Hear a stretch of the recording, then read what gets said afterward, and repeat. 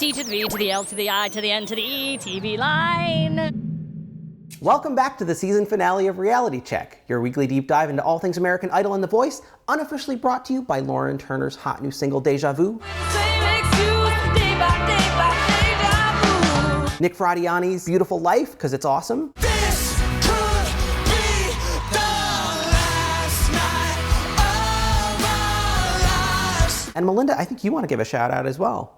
Yes, please. A band called Postmodern Jukebox. Postmodern Jukebox. Listen, if they are coming anywhere near you on tour, just go. Thank me on Twitter, thank me anywhere, because you're going to have the time of your life. With 2 Idol alums in the house, You're not going to believe this, because I don't either. Go on. Haley Reinhart and Casey Abrams. Oh, I can't even. Sickening. I haven't even been to it, and I know it's sickeningly good. Because you know I'm all about that bass, no treble. I would have thrown all my shoes. Next time I'm bringing a bag. Yeah, I wish I was special, but I am a creep. You and Kendra Chantel in the house together. Look it up on Twitter. These 2 ladies were in the same room, and it didn't explode from awesomeness.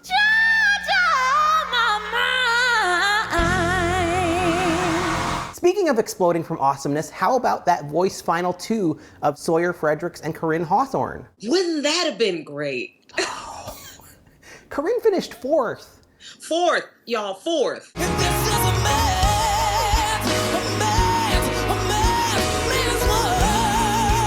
Corinne was actually my favorite of the night for 2 performances. And when she did It's a Man's World, now come on now. But it wouldn't be nothing, not one little thing without a woman or a girl. That girl nailed the living daylights out of that song. And she did Josh's Noah Maybe, like real low, like that. Girl, tore that thing up. See, man, make the boat by the water, like no one made the other. And Brightfire, you know, I liked the bridge part. Ah! You want someone to listen, he's the ear to talk to. You want someone to go, he's the one to walk you. I immediately downloaded it. Like that groove. You want someone to hug you and you know that they care. You want someone to ask and it's always there. I was bumping it in my car yesterday. I love it. I'm so excited that Pharrell is taking some people under his wing and giving them his songs. Yes. That's huge. And I hope they know how huge that really is. That's Pharrell. Like, he wrote you a song. I want one of those too, man. Like, that's crazy. He really does make it about the contestants. And let's talk about Sawyer for a minute, because maybe Pharrell didn't write his song, but Ray LaMontagne did. And it was perfection. It was so good.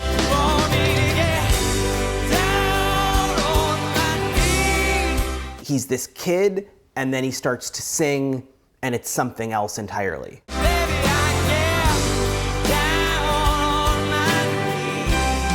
He's an old soul, and I think that he chooses well when it comes to songs. Some kind of way, these songs just feel like they're him. But the Neil Young song at the end was amazing too. Sawyer makes a lot of little melodic changes that are actually a high degree of difficulty, because a song like Old Man, your ear is so attuned to exactly how you think Neil Young should sing it. And when he takes these little twists on the melody, it's like, oh, I didn't expect that. But it always seems to be right. He never takes a wrong turn with it. And I thought that was a 1-2 punch that sort of sealed his victory. But I'm all alone at last, rolling home to you. I would have liked Corinne to finish second.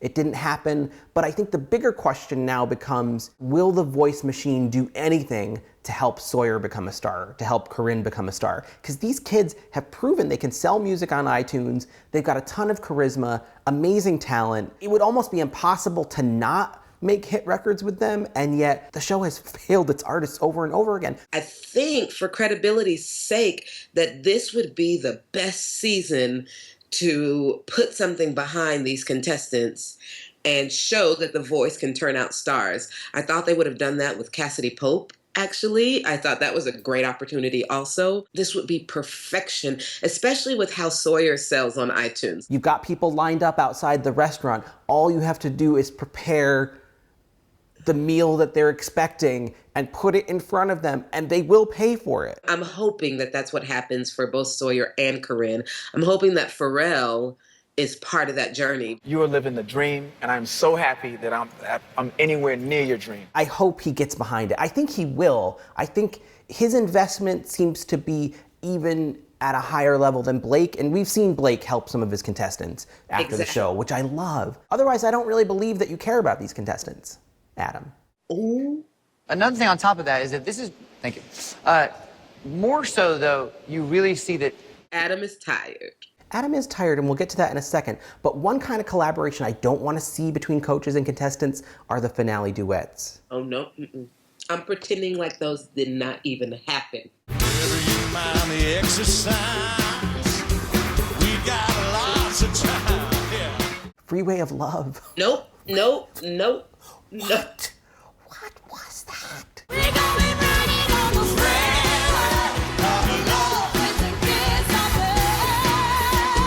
We Can Work It Out was a mess. It was like you did not work it out. Why are you making me think about these? You can't, you won't, and you didn't.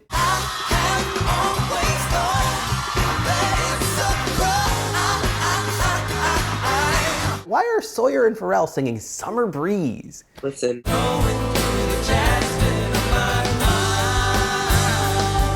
Can you imagine if Christina and Kimberly Nicole sang a duet on that dang show? I can't. Look, see, we're just gonna let's just leave it there. I don't even really want to get into Joshua Davis and Megan Lindsay's finale performances. I mean, they were good. They were what we've expected. I clearly have issues with what Megan does in the second half of every song she sings.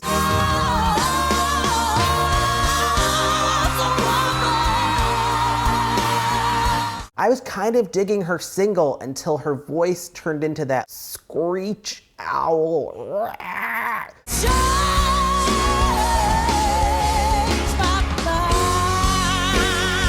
I think she thinks just because I have this big voice that it's okay for me to push it to the brink and a little bit over. I hope that at some point somebody says, guess what, honey? You don't have to do that.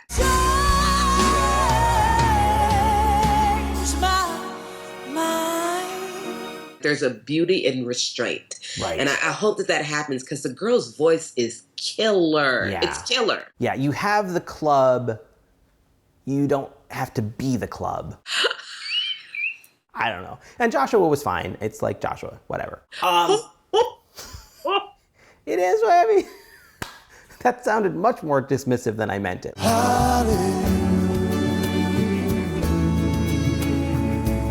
Let us discuss favorite parts of The Voice season finale. Kelly Clarkson. Oh my God.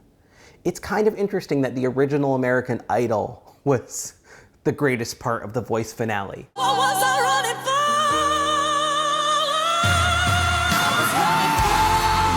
for? Both duets. Both. That heifer flat-footed sang that song. I can't even. Ooh, that girl. And to see you walk away from me, child. She gets a sing heifer, and so does Corinne on I'd Rather Go Blind. I'd Rather Go Blind was insanely good. And baby,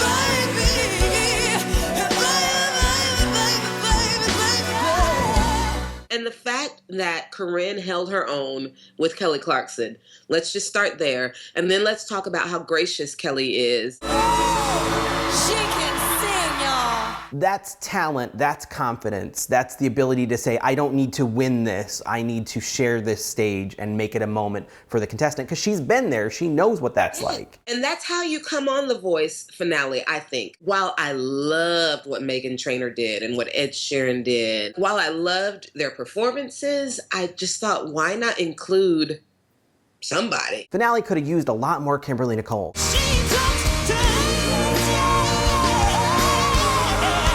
Why not give Kimberly Nicole a solo spot and take it away from Maroon 5? Oh, dear God. This summer's gonna hurt like a mother.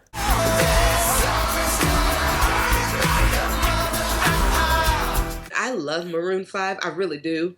But that moment for me was it was like the nail in the Adam Levine coffin. If the musical landscape is an apartment, that song is the toilet water.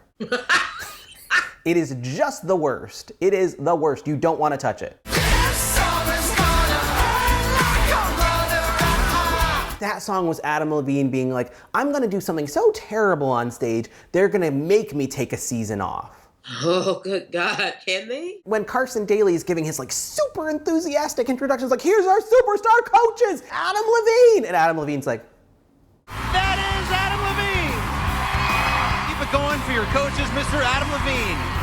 It looks to me like he doesn't want to be there anymore. You know, I don't know what he's actually thinking in his head, but I need him to know that the look on his face looks like, I'm done with this. Adam? Yes, Good evening. sir. Happy finale, sir. This summer's really going to be a mother. I would love it if they gave him a break for season 9 and you and I came up with a list of 3 and only 3 possible replacements. Only 3. And women. They need to be women, yes? 2 women can be on a panel. It's possible, America. It can happen. Don't be sexist. And it should either be Jill Scott, Cher, or Reba. Those are your options. It's not that we don't want Adam to ever come back. We just want to give him the vacation that he so desperately wants. I understand you're learning and you're trying to remember words. Shouldn't you smile? Let's move on to American Idol. We have 1 season left, coming up January of 2016. I have concerns and I have some things I would like to see enacted. I know you have some changes you would like made. If you could fix one thing about Idol for its last season, what would it be? I feel like what I said last week bears repeating. It's that important to me. It's so important to me that they never do results the way they did it this season. If the goal of your show is to create the most entertaining 2-hour package of music, you cannot have a dark cloud of uncertainty hanging over all of the contestants' heads for the whole 2 hours. You can't. You're not getting the best performances out of them. Anything that's not getting the best performances out of the singers should be cut away. Also, maybe some themes, some different, some themes that we adhere to. I am with you. I have here better song choices and some actual themes. First of all, I never want to hear from a contestant that they got a list of 20 songs. Those song lists should be 200 songs every week, and they've got to work harder to clear them. You know, Nick Fradiani told me that they would not clear No Diggity for him, and he was thwarted all season on a number of songs. I don't believe that they tried that hard to clear No Diggity for him. I'm going to take the side of American Idol just a little bit here and just say that, I know, but listen, they had some hard times clearing some songs for me. Sometimes I got my third choice. That was like at the height of American Idol fame, you know? But when are they clearing it? Like a week before the performance? Why haven't they spent the entire summer going out and clearing long lists, hundreds and hundreds of songs? Listen, you can clear a ton of songs, and then you're still going to have a contestant that comes in and says, oh, but I want to sing this. And then you're going to try to clear it, and some of the writers don't even have contact information anymore. But if they spent the whole summer and fall working on song lists, but clearly, just take 0.1% of J-Lo, Keith, and Harry's salaries and use that to hire a couple of kids to track down songwriters and pre-clear 5,000 songs so we never again have to hear I Don't Want to Miss a Thing or any of the other songs that have been just done to death. Because let's be honest, the people watching season 15 are the true believers. I don't want to hear I'll Be ever again on Idol. They have to clear more. They have to. They have to give them other choices.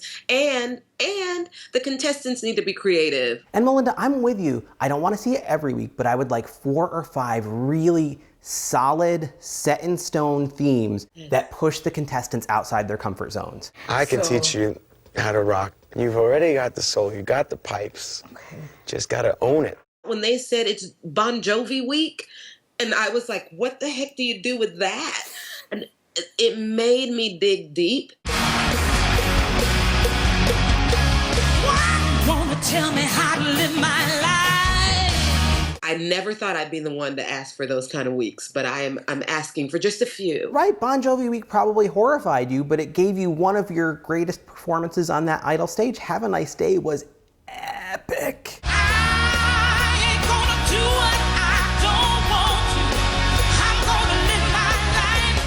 brought something out of me that I didn't even know was there. What's the first line of that song? Why you gonna tell me how to live my life? Oh God, it was so good.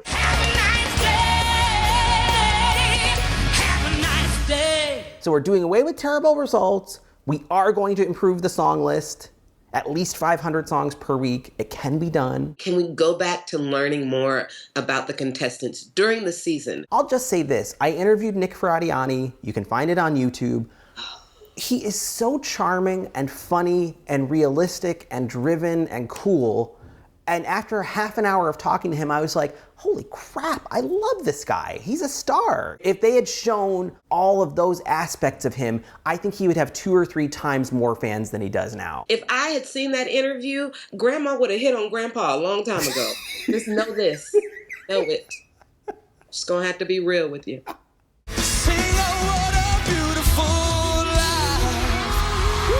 And also, don't cut away from performances. The performances are 90 seconds long, and it's interesting. I had posted my list of the 35 best Idol performances of all time with links to all of the performances, and a lot of readers said, did you notice in the early seasons, they did not cut away from the singers while they were performing? And I don't know if it's because they want to show J-Lo more because it's in her contract. I don't know if that's the case, or if it's because the contestants aren't giving them enough. I think when you're spending $15 million a year on J-Lo, you need to justify the use of that money by cutting to her. But cut to her some other time. It's harder and harder for us to connect to the contestants when we're seeing less and less and less of them. And also, don't bring back Nigel Lithgow for season 15. Wait, what? I just have a fear in my gut that they're gonna bring him back, and I don't think it's a good idea. I love Uncle Nigel. I do. On So You Think You Can Dance. Season 15 cannot become a nostalgia whirlpool, sucking everything down with it. If we forget about the actual season 15 competition during season 15, then there's no point. I'm all for alumni mentors, but it still needs to focus on that competition and on crowning a successor to Nick. We need the last American Idol, and we need it to be a deal. Like, we need it to be a big deal, and it won't be a big deal if the focus is elsewhere. Honestly, we don't need Randy Jackson back. Because Scott Borchetta said he may or may not be back for season 15. I would risk losing you on this show if you got to mentor the contestants. That's the only acceptable way you could not come back for Reality Check, is if you're actually mentoring the contestants. And even then, you might still have to do this show. I would totally do both, and I would be in heaven to do both. Are you kidding me? Would you hit them with a ruler if necessary? I would hit them with anything I could find if necessary. Come on, kids, now. We can do this. This can be an amazing season. Rock on. It's this way. It's this way. Rock on, rock on, rock on.